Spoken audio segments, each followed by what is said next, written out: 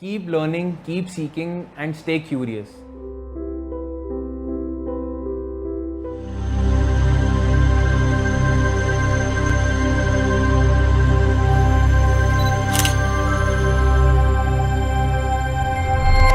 You told me about how it is misunderstood.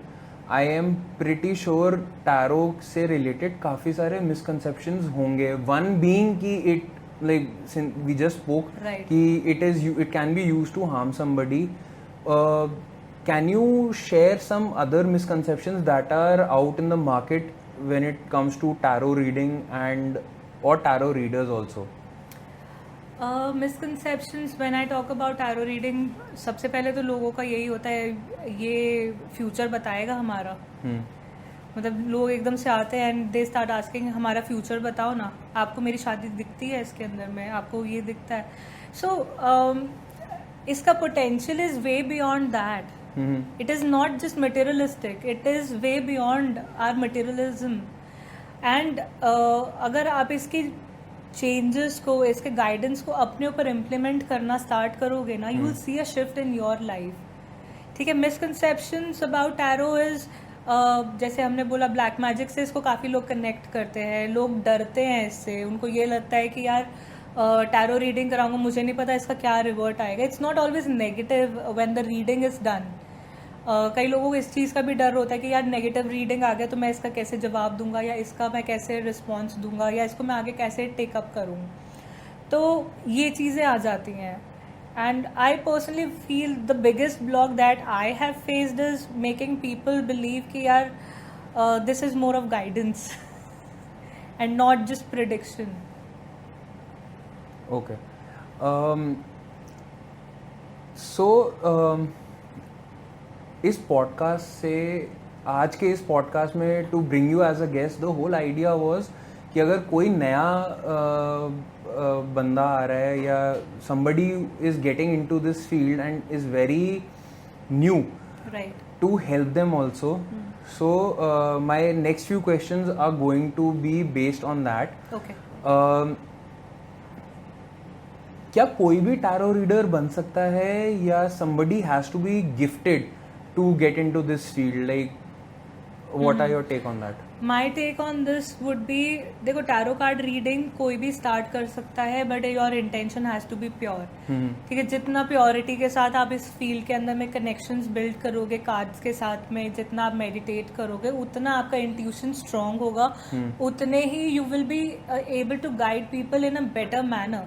Once you start delivering a proper guidance to people, automatically they will start feeling a connect with you. Right? So that is what is more important. ठीक है. As again, gifted होना is not essential, because her card के अंदर में कुछ symbolism होते हैं अपने automatically. You need to know what these symbols mean. Secondly, intuition is what is needed, and to develop that intuition you have to work with crystals and you have to meditate in them. So anybody can do it. It is just your intention again. Okay. So till date I don't feel मेरी intuition अभी इतनी ज़्यादा build हुई है. ठीक है. How I do a reading is mostly from what I see in the card. Again, जो symbols वाली चीज़ आपने बोली, जितना मैं अभी तक समझ पाया हूँ मैं उसके basis पे करता हूँ. What is the possibility कि मेरी readings उतनी correct होंगी?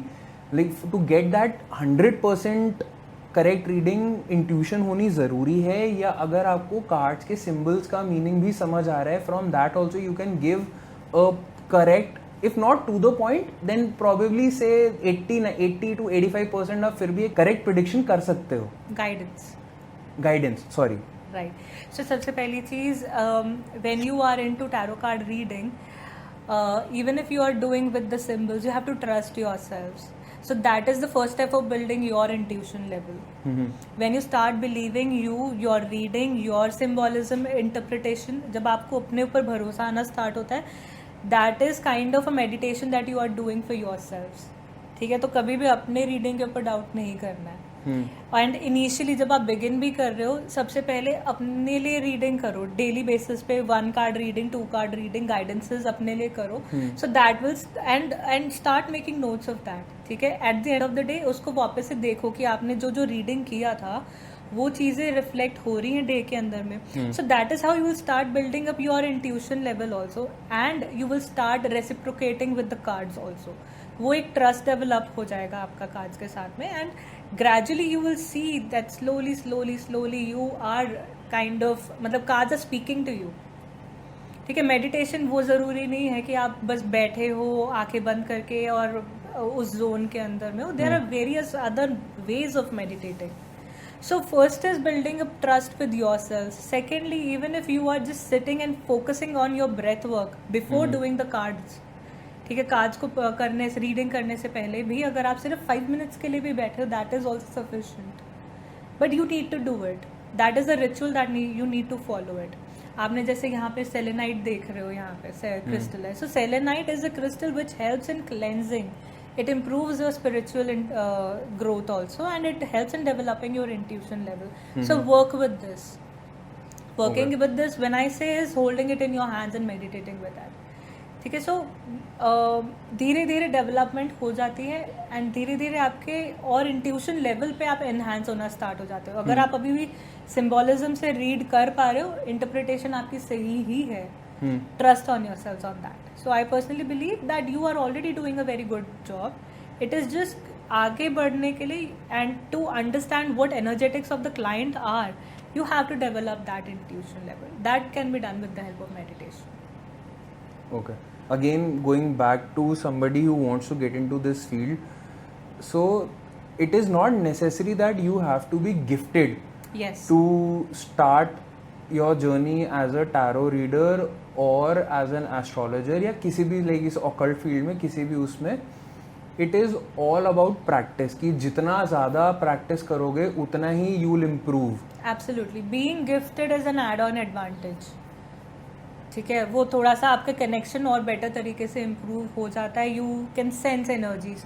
जो एम्पैथ्स होते हैं, they can sense, they can feel how the सामने वाला person is feeling, what is going in his head. So that is an added benefit.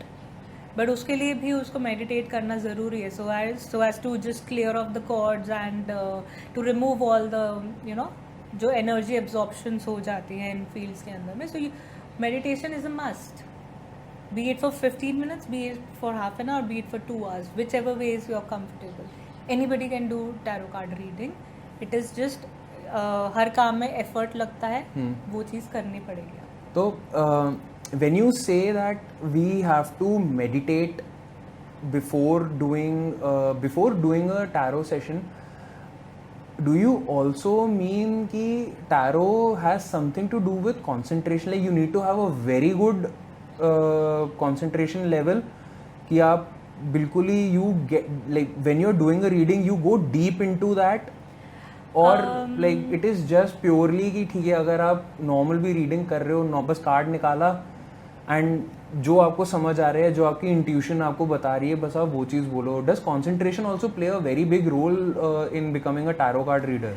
C, concentration important है, बट जब आप रीडिंग कर रहे हो उससे पहले मेडिटेशन इसलिए सजेस्टेड होती है because this is again an energetic work that you are doing. ठीक है. सो एनर्जेटिक वर्क के लिए you have to be in that mood, you have to be a neutral person. Otherwise cards आपके mood swings, आपके emotions depict करना start कर देंगे. Right. So you have to be in a very clear balance state before doing reading for somebody else. Otherwise मैंने कई बार देखा, when I am not meditating and I did a reading, बहुत ही confused cards निकलते थे कई बार. वो stress दिखाई दे रहा है, या सामने वाले पर्सन की एनर्जीज उसके अंदर में दिखाई दे रही हैं. सो वो रीडिंग इज़ लाइक यूजलेस. ठीक है. सो ऐसी रीडिंग के उस फेज के अंदर फिर मैं I had to tell the client, let's do it after 30 minutes or 1 hour or someday else, because that is not a genuine thing that you are doing. So to be in a balanced state, you have to meditate well before the session. ठीक है. So that you are again in a balance state.